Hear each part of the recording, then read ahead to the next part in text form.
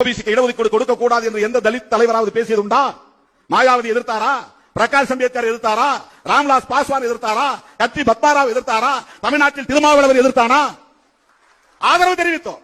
ஆதரவு தெரிவிக்கிறவன் உனக்கு பகைவனாக தெரிகிறான். திருமாவளவன் கொடியேற்றினால் அது கொடியை அறுத்து போடு, இங்கே ஏற்ற விடாதே. அவன் கொடியேற்றினால் நாங்கள் எல்லோரும் கொடிக்கம்பத்தை பிடுங்கிக் கொண்டு போவோம். அவன் கொடி இங்கே பறக்க கூடாது. உன் வீட்டு பிள்ளைகளுக்கு இடஒதுக்கீடு வேண்டும் என்று போராடிய திருமாவளவனின் கொடி உனக்கு பகையா? உன் வீட்டு பிள்ளைகளுக்கு இடஒதுக்கீடு கொடுக்க கூடாது என்று விபி சிங் ஆட்சியை கவிழ்த்த சங் பரிவார் கும்பல் உங்களுக்கு நண்பர்களா? சிந்தித்து பார்க்க வேண்டாமா? இது வெட்கக்கேடு இல்லையா? ஆட்சியை கவிழ்த்ததோடு நின்று விடாமல் அவ்வளவு பெரிய வன்முறை வெறியாட்டத்தை கட்டவிழ்த்து விட்டார்களே. நீ ஆட்சியை கவிழ்ப்பா எனக்கு தெரியும். ஆனாலும் நான் ஓபிசி இடஒதுக்கீட்டை நடைமுறைப்படுத்துவேன். நடைமுறைப்படுத்தி ஆட்சியை பறிகொடுத்தவர் சமூக நீதி காவலர் விபி சிங். அவர் உங்களுக்கு நட்பு சக்தியா? அமித்ஷாவும் மோடியும் உங்களுக்கு நட்பு சக்தியா? எண்ணி பார்க்க வேண்டும். இடஒதுக்கீடு வேண்டாம் என்ற கருத்தை கொண்ட இயக்கம் பாஜக. அதை அவர்களால் தூக்கி எறிய முடியவில்லை. அதனால் அதை ஆதரிப்பது போல் நாடகமாடிக் கொண்டிருக்கிறார்கள்.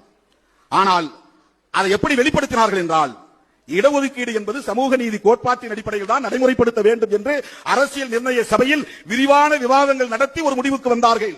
பண்டித ஜவஹர்லால் நேரு, புரட்சியாளர் அம்பேத்கர், சர்தார் பட்டேல் போன்ற தலைவர்கள் அனைவரும் சேர்ந்து சமூக தகுதி அடிப்படையில் தான் இடஒதுக்கீடு இருக்க வேண்டும், பொருளாதாரம் ஒரு அளவுகோலாக எடுத்துக்கொள்ளக் கூடாது.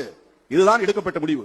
ஆனால் இவர்கள் ஆட்சிக்கு வந்ததும் அவசரமாக ஒரே நாளில் 2 நாளில் EWS எக்கனாமிக்கலி வீக்கர் செக்ஷன் அதற்கு ஒரு சட்டம் கொண்டு வந்து விரைவாக மக்களவையிலே நிறைவேற்றி ஒரே நாளில் மக்களவையில் மாநிலங்களவையில் அடுத்த நாள் குடியரசுத் தலைவர், அதற்கு அடுத்த நாள் கையெழுத்து போட்டு சட்டமாகிறது.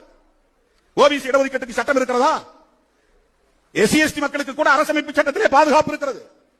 ஆனால் சட்டம் இல்லை, அதற்கென்று தனி சட்டம் இல்லை.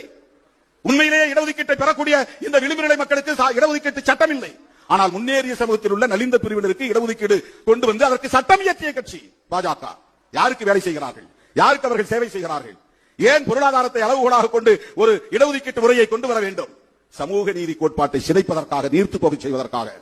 புரட்சியாளர் அம்பேத்கரும், பண்டிதர் ஜவஹர்லால் நேருவும், மகாத்மா காந்தியடிகளும், சர்தார் பட்டேல் போன்றவர்களும் எந்த கொள்கையை, கோட்பாட்டை அடிப்படையாக கொண்டு இடஒதுக்கீட்டை கொண்டு வந்தார்களோ, சமூக நீதியை ஒரு கோட்பாடாக உயர்த்தி பிடித்தார்களோ, அதை பலவீனப்படுத்துவதற்காகத்தான் எக்கனாமிக்கலி வீக்கர் செக்ஷன் என்கிற பெயரில்